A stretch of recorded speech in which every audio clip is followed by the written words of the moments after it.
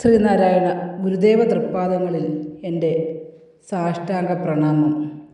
ശ്രീ മങ്ങാട് ബാലേന്ദ്രൻ സാറിൻ്റെ ഗുരുദേവ കഥാസാഗരം ഭാഗം 160 ഗുരുപൂജ. ഭാഗം 160 ഗുരുപൂജ ഇവിടെ ആരംഭിക്കുന്നു.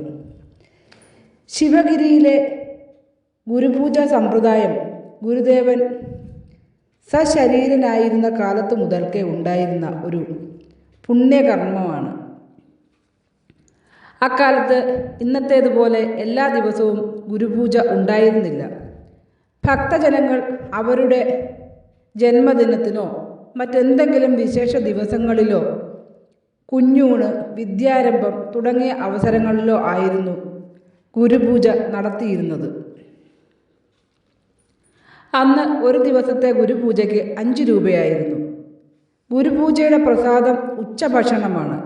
അതിനുള്ള നേരമാകുമ്പോൾ ഉച്ചത്തിൽ മണിയടിച്ച് ഭക്തജനങ്ങളെ അറിയിക്കുകയാണ് പതിവ്. അപ്പോൾ ഗുരുപൂജ നടത്തുന്നവരും മറ്റ് ഭക്തന്മാരും ആശ്രമത്തിലെ അന്തേവാസികളും സന്യാസിമാരുമെല്ലാം ഊട്ടുപുരയിലെത്തി നിരനിരയായി ഇരിക്കുമായിരുന്നു. അതിൽ 1-ാം നിരയിലെ ഏറ്റവും ആദ്യമുള്ള ഒരു പീഠത്തിൽ ആദ്യത്തെ ഇലയിട്ട ശേഷമാണ് മറ്റുള്ളവർക്ക് ഇലയിട്ടിരുന്നത്.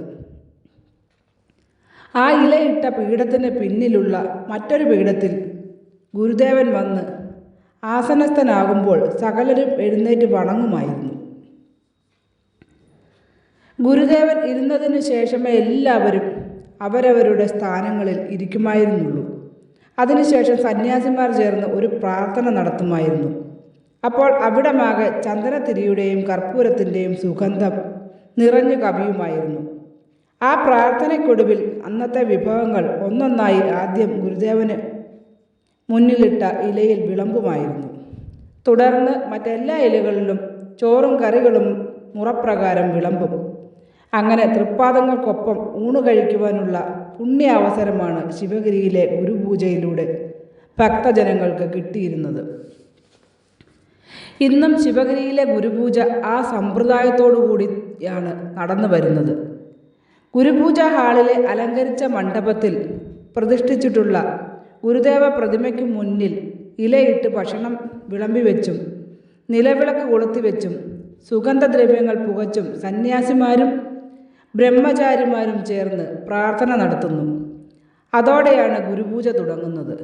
അപ്പോൾ ഹാളിൽ ഗുരുപൂജ പ്രസാദം കഴിക്കുവാനായി വന്നിരിക്കുന്ന മുഴുവൻ പേരും എഴുന്നേറ്റ് കൈകൾ കൂപ്പി ഗുരുദേവന് മുന്നിലെന്ന പോലെ ഭക്തിപൂർവം വന്ദിച്ചു നിൽക്കും.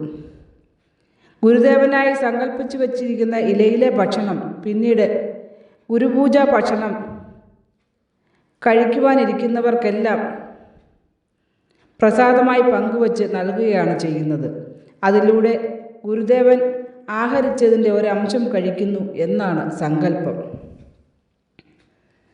നമിച്ചിടുന്നേൻ ശ്രീ ഗുരുദേവ തവ തിരുപാദങ്ങൾ, സ്തുതിച്ചിടുന്നേൻ ഞങ്ങൾ നിത്യം നാരായണമൂർത്തേ.